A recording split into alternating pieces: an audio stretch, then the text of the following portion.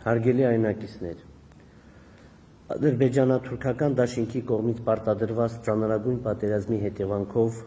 կորցնելով մեր սուրբ հայրենիքի զգալի մասը եւ հազարավոր պայծառ կյանքեր, այնուամենայնիվ մեր ժողովրդի հավաքական ուժի եւ կամքի շնորհիվ մեր նվիրյալ զավակների արյան գնով մեզ հաջողվել է պահպանել Արցախ աշխարհի մեծ հայքի պատմական 10-րդ նահանգի մի մասը,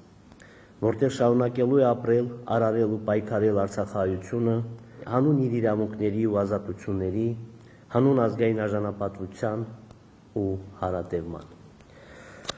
Նախ եւ առաջ կուզեի իմ խորին ցավակցությունները հայտնել բոլոր զոհվածների հարազատներին եւ ողջ հայ ժողովրդին, անդառնալի ու ծանր կորուստների համար։ Մենք ցմահ երախտապարտ ենք ու պարտավոր ենք հայրենիքի համար ընկած յուրաքանչյուր հերոսի եւ նրա հարազատների, մեր երախտապարտ ենք նաեւ հայրենիքի պաշտպանության գործին այս կամ այն ձևով սրտանց մասնակցած յուրաքանչյուր անձի, զինվորից մինչեւ սփյուռքահայ մանուկ, առաջնագծից մինչեւ խորը թիկունք։ Ինչպես արդեն հայտարարվել է Արցախի եւ Հայաստանի Հանրապետություններում դեկտեմբերի 19-ից հայտարարվելու է երրորդյա սուկ, ոգեկոչելու համար պատերազմի ընթացքում զոհված մեր հայրենակիցների հիշատակը։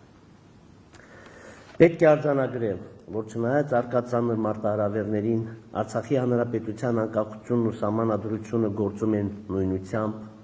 դեռ ավելին, մեզ պարտավորեցնում են առավել վճռականորեն շարունակել իրենց պատմական, արժեքային ու իրավաքաղաքական հիմքի արցախյան շարժման պայքարն ու ոգին։ Հարկ է արձանագրել նաև, որ միջազգային հարաբերություններում մարդու իրավունքների պաշտպանությունը մնում է զուտ հռչակագրային ցանկություն, որի ապահովման ուղղությամբ միջազգային հանրությունը հիմնականում չի կատարել իր ստանձնած պարտավորությունները, աչք փակելով հայության հանդեպ կատարած մարդկության դեմ հանցագործության աղաղակող փաստերի առջև։ Այս դժվարագույն իրավիճակում մենք պարտավոր ենք ուղիղ նայել իրականության աչքերին, արձանագրել առկա խնդիրները, դնել հստակ նպատակներն ու քրտնաջան, հետևողական, խելացի ու համատեղ աշխատանքով հասնել այդ նպատակներին։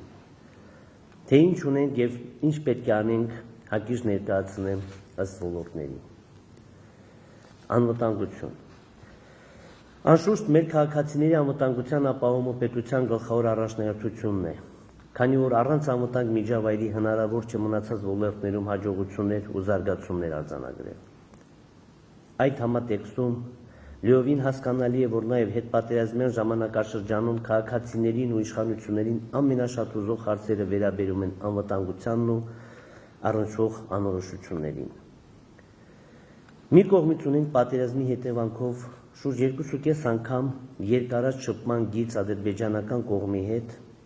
կոնկրետ հատվածներում անմիջական մոտեցում մեր որոշ բնակավայրերի եւ խիստ սահմանափակված Մայր Հայաստանի հետ հաղորդակցության միջոցներ։ Մյուս կողմից ունենք սուղ մարդկային ու տեխնիկական միջոցներ եւ սահմանափակ ժամանակ նոր առաջնագիծն ամրացնելու համար, իսկ երրորդ կողմից ունենք ողջ հայ ժողովրդի ու Հայաստանի Հանրապետության շարունակական աջակցությամբ եւ Ռուսաստանի Դաշնության խաղաղապահ զորակազմի ներկայությամբ պայմանավորված անվտանգության երաշխիքներ։ Այժմ Արցախի իշխանությունները կատարում են հնարավոր ամեն ինչ մեր լիազորությունների ու կարողությունների սահմաններում առկա անվտանգային մարտահրավերների չեզոքացման ու անորոշությունների հստակեցման ուղղությամբ,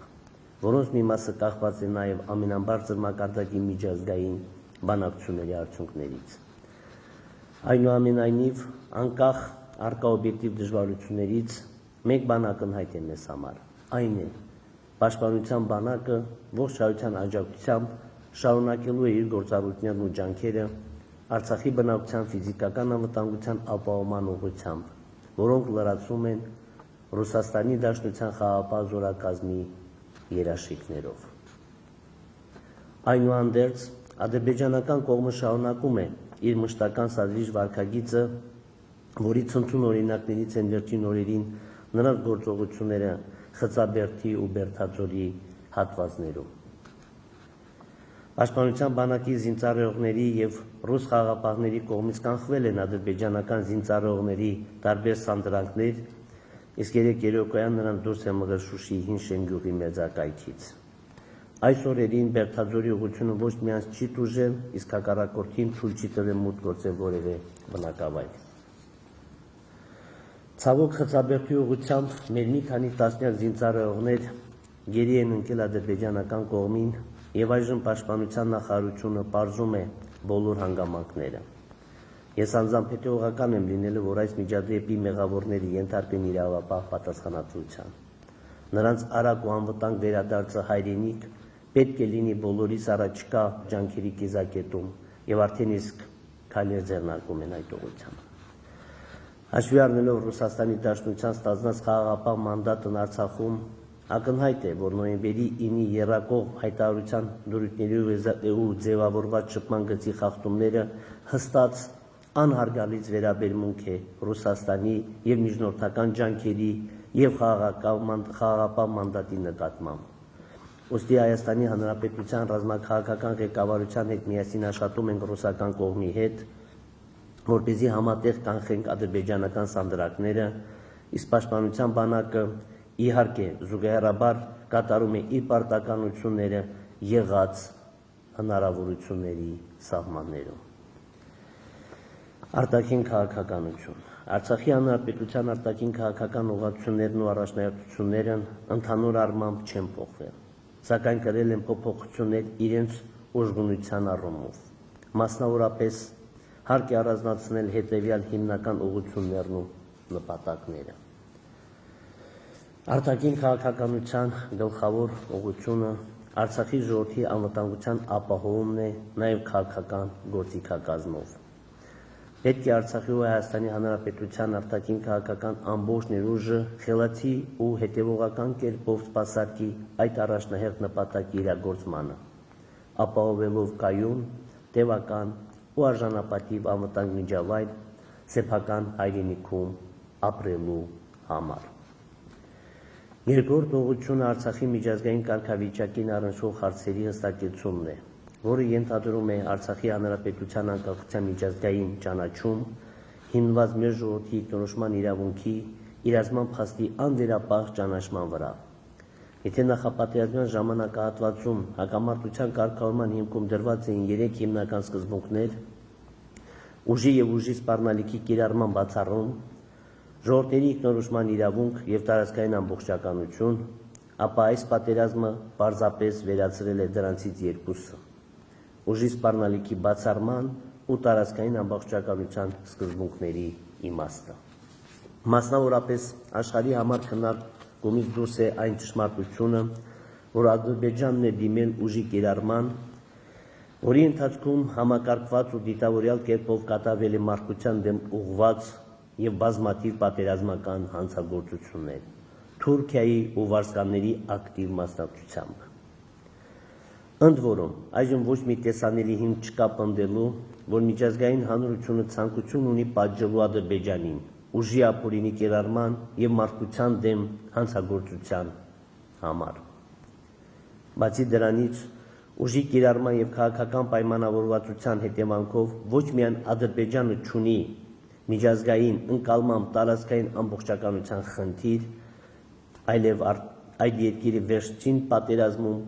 բռնազավթել է 1991 թվականի հռչակմամբ Լեռնային Ղարաբաղի Հանրապետությանը պատկանող որոշ տարածքներ, Իլրոմն 1990 թվականի զավթած այլ տարածքների, տասնյակ հազարավոր բնիկ հայերին դարձնելով անօթևան։ Ուստի, եթե 3 սկզբունքներից երկուսը դարձել են ժամանակավրեպ, ապա պարտադիր է անհապաղ կյանքի կոչել նաև 3-րդ սկզբունքը՝ Արցախի ժողովրդի ինքնորոշման իրավունքի իրացման փաստի ճանաչումը, որպեսզի հնարավոր լինի մտածել հակամարտության կարգավորման մասին։ Այդ առումով կարևոր է հաշվի առնել եւ Արցախի ժողովրդի կրած զրկանքներն ու տառապանքները եւ նոր ոչռագործությունների արկա գոյաբանական վտանգները, Արցախի հանրապետության միջազգային ճանաչումը դիտարկելով որպես փոխհատուցող ու կանխարգելիչ մեխանիզմ։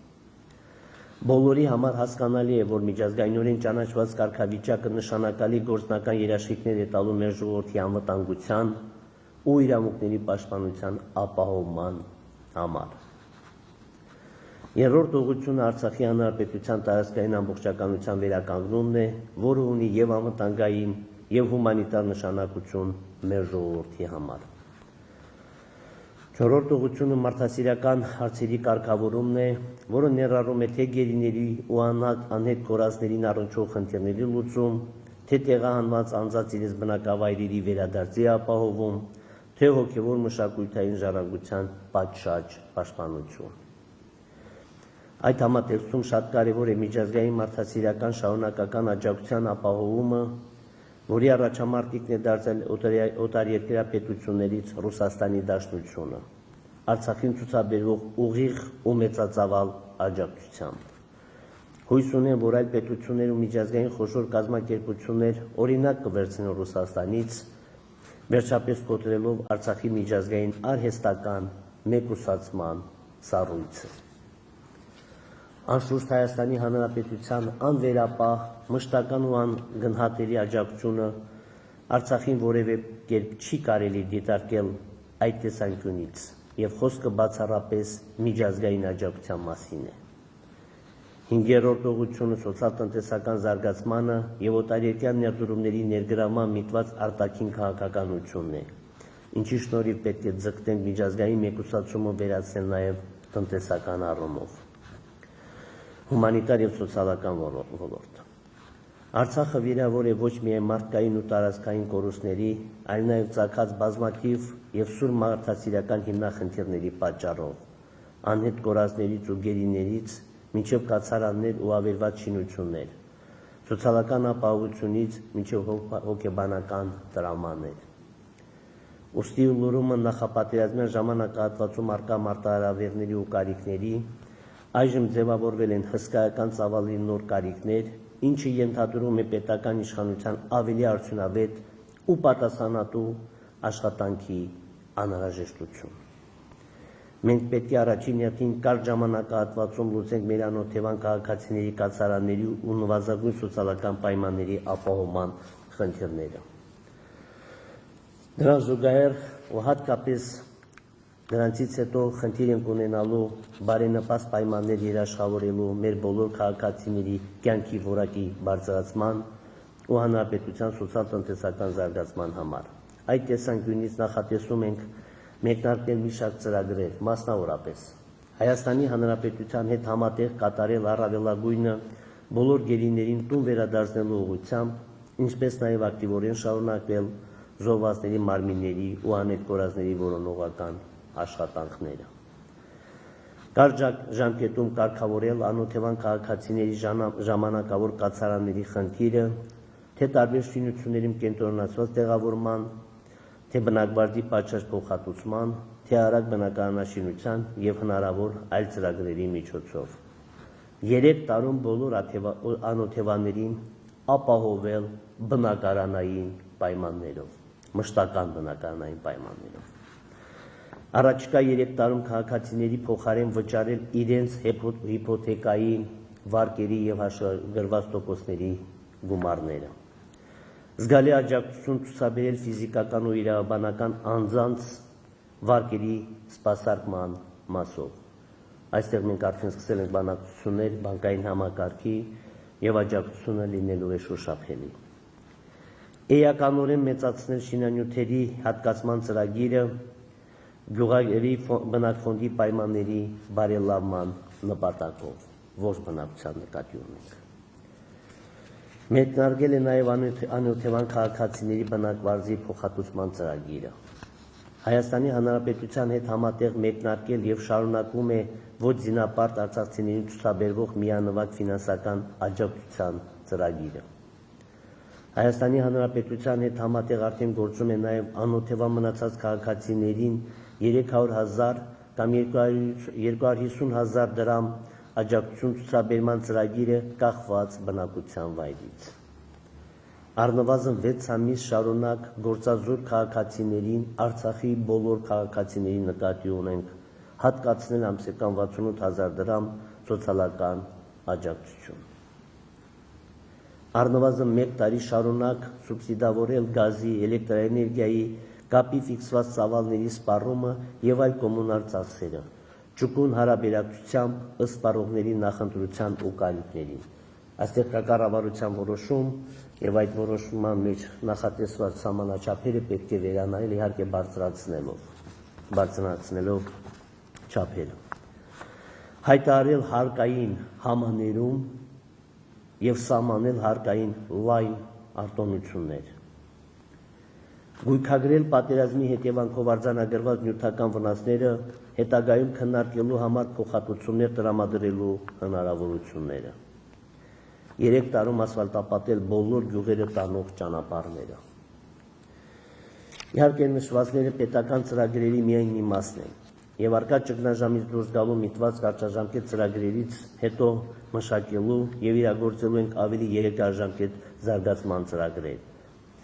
Այս եւ այլ ծրագրերի կյանքի կոչումը հնարավոր է լինել ոչ միայն Արցախի հանրապետության միջոցներով, այլ նաեւ Հայաստանի հանրապետության համայն հայության,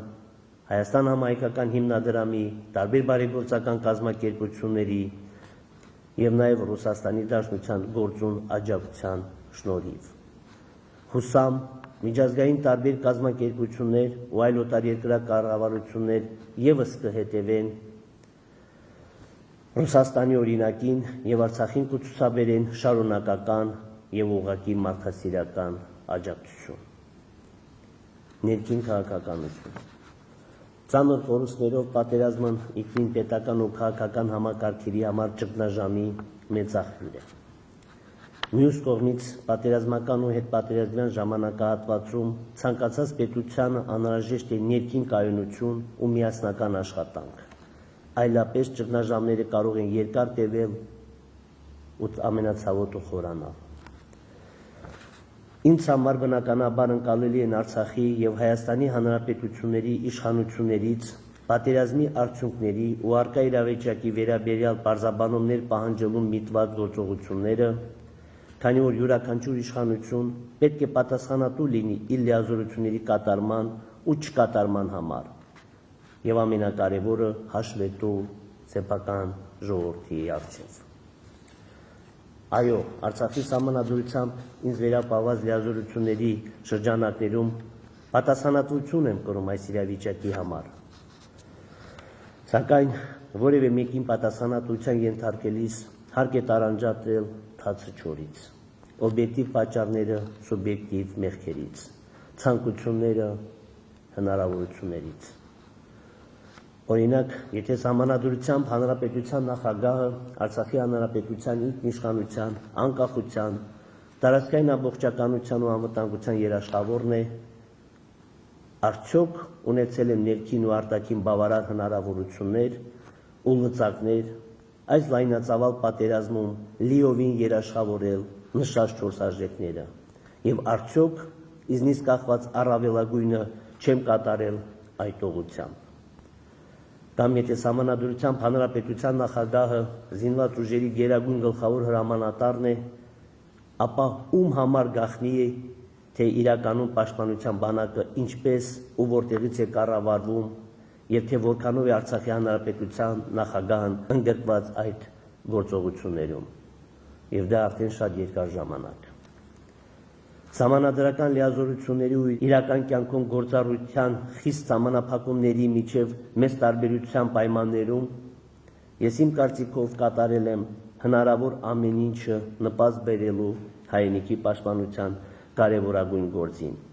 անկախ իմ պաշտոնական ու ոչ պաշտոնական լիազորություններից ու հնարավորություններից։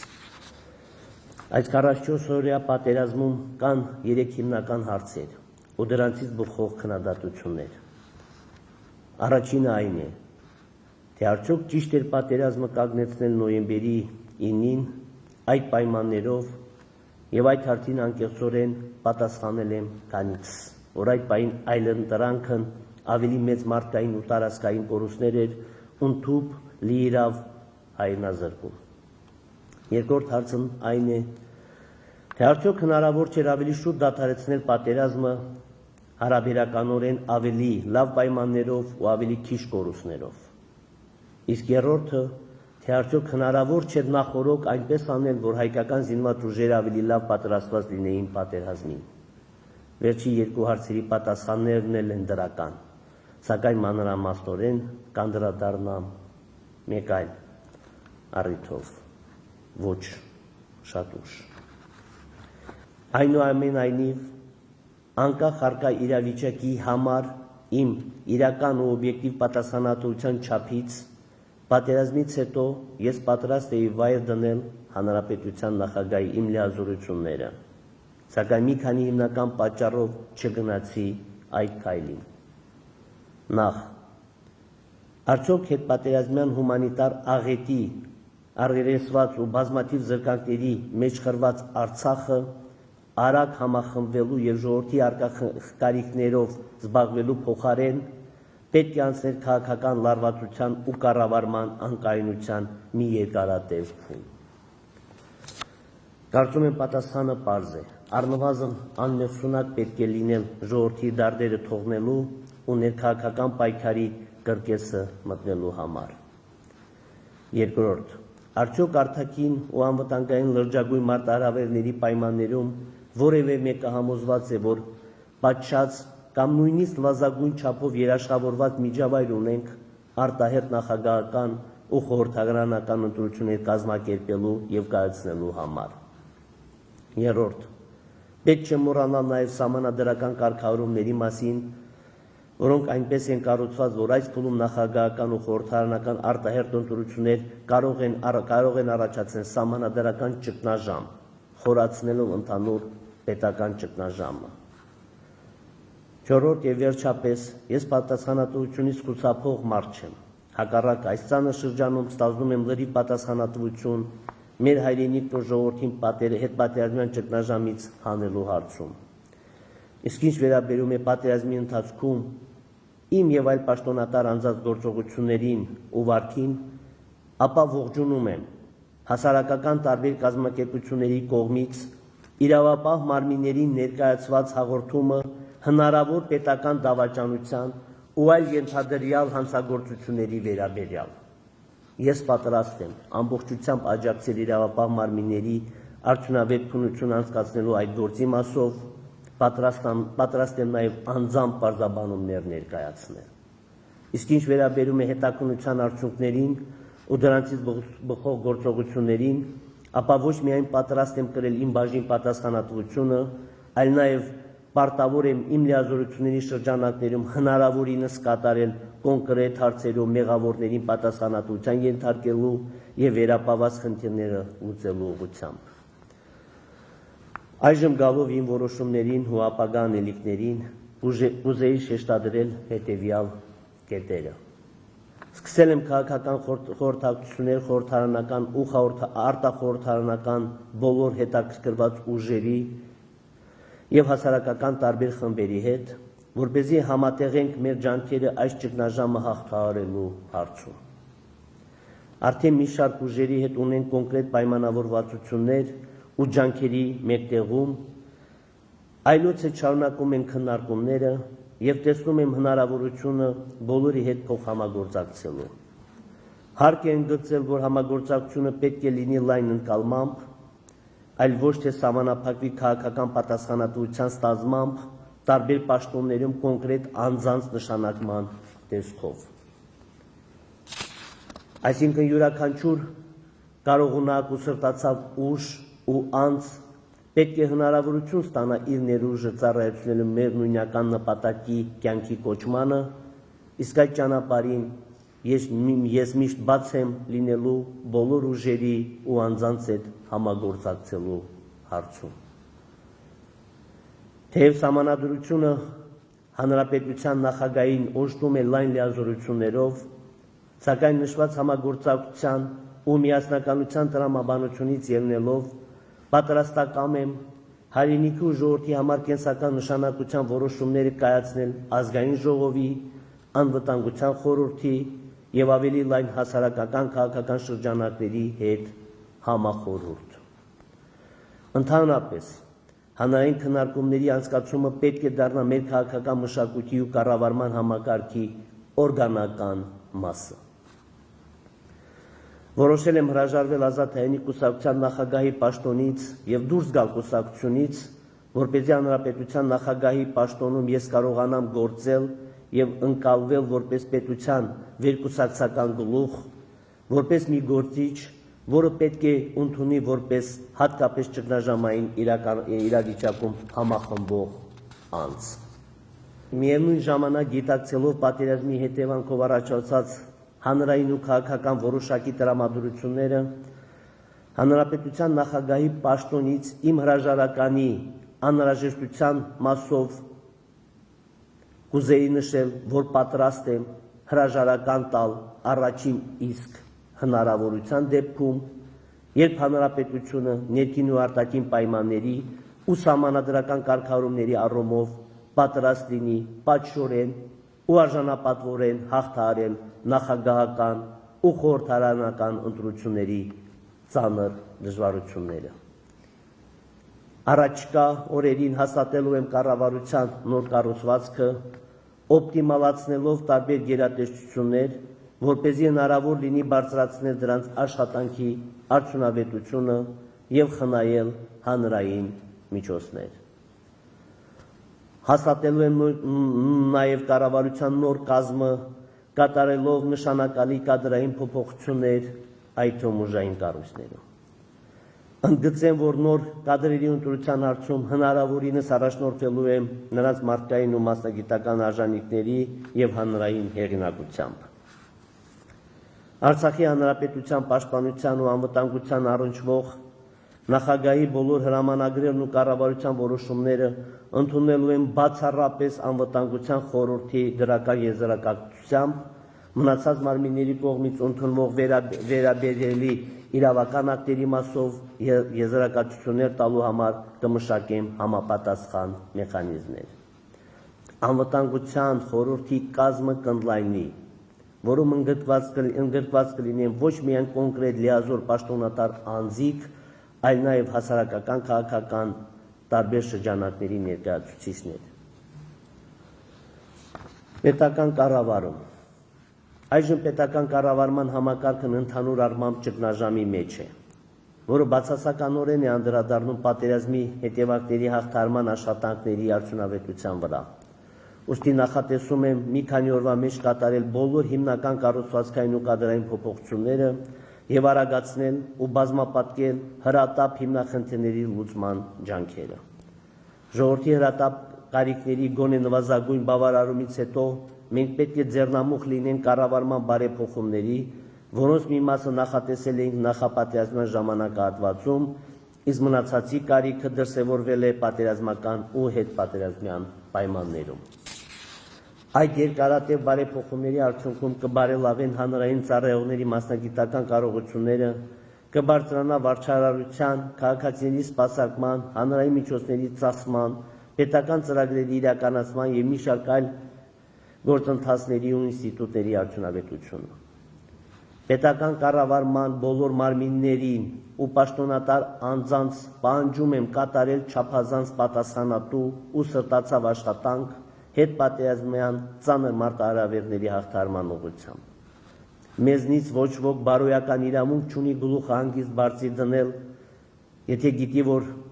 իրենից է կախված զոհվածի կամ անհետ կորածի հարազատի, վիրավորի, անօթևանի կամ մեկ այլ խոցելի անձի այս կամ այն հարցի լուծումը։ Մեզնից ոչ ոք իրավունք չունի իրեն թույլ տալ շռայլություններ, երբ շատ անձիկ զրկված են կյանքի նվազագույն պայմաններից, երբ զոհվածների ու անհետ կորածների զավակները կարիք ունեն պարզ ուշադրության։ Յուրաքանչյուր հանրային ծառայող պետք է գիտակցի, որ այժմ Արցախի բոլոր բնակիչները այսպես թե այնպես խոցելի են, եւ բոլորս պարտավոր ենք ծառայել նրանց։ Պարտավոր ենք ինքներս սրտացավության ու ծառայության օրինակ լինել մնացածների համար։ Ես ակնկալում եմ, որ հասարակությունում երկար ժամանակ կտիրի փողօգնության ու ամերաշխության աննախադեպ մթնոլորտ, ինչի շնորհիվ մեզ կհաջողվի արագորեն հաղթահարել այս ճգնաժամային իրավիճակը։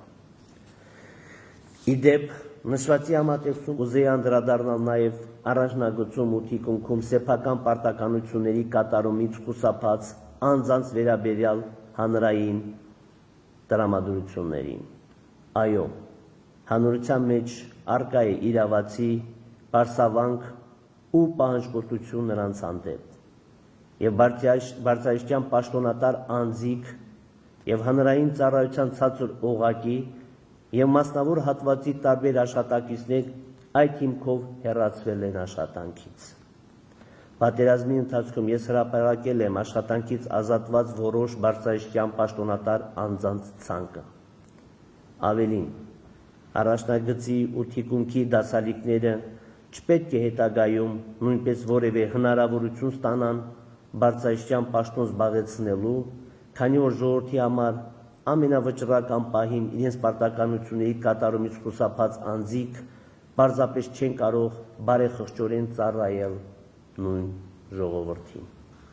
Իսկ ինչ վերաբերում է ցածր օղակի աշխատակիցներին, ապա հաշվի առնելով դեպքերի բազմազանությունը, ծագած որոշ իրավական հիմնախնդիրներն ու արկա ծավալները, այդ հարցը պետք է առանձին ուսումնասիրության առարկա դառնա, որպեսզի արդար որոշումներ կայացվեն։ Այնուամենայնիվ, հարկ է ընդգծել, որ խրախուսանքի միջոցներ կիրառելիս գործատունները պետք է անպայման հաշվի առնեն տվյալ աշխատակցի վարքը, պատերազմի ընթացքում բացառելով անարդար որոշումները բարեխիղճ աշխատակիցների նկատմամբ։ Սիրելի հայրենակիցներ, հիմնախնդիրներն ու մարտահրավերները չափազանց շատ են այս ժամանակահատվածում, երբեմն անկառավարելի ու անորոշ մեզ համար։ Սակայն մեր նախորդ ու գալիք սերունդների առաջ պարտավոր ենք ամուր կանգնել հայրենիքի փրկության եւ զարգացման դիրքերում։ Մենք ազգովի վճռական ենք պատվով դուրս գալու այս ծանր իրավիճակից, ուղղելու մեր մեջքը եւ առաջ շարժվելու մեր պատմական երթում։ Մենք պարզապես իրավունք չունենք ձախողվելու այս փուլում, ինչը կարող է նշանակել բոլոր փուլերի ձախողում։ Սա մեր արդար պայքարն է, մեր նախնիների պայքարի բնական շարունակությունը, եւ մենք միանշանակ հաջողելու ենք։ Ամրություն, անվտանգություն ու հարատևում հայոց սուրբ հայրենիքում։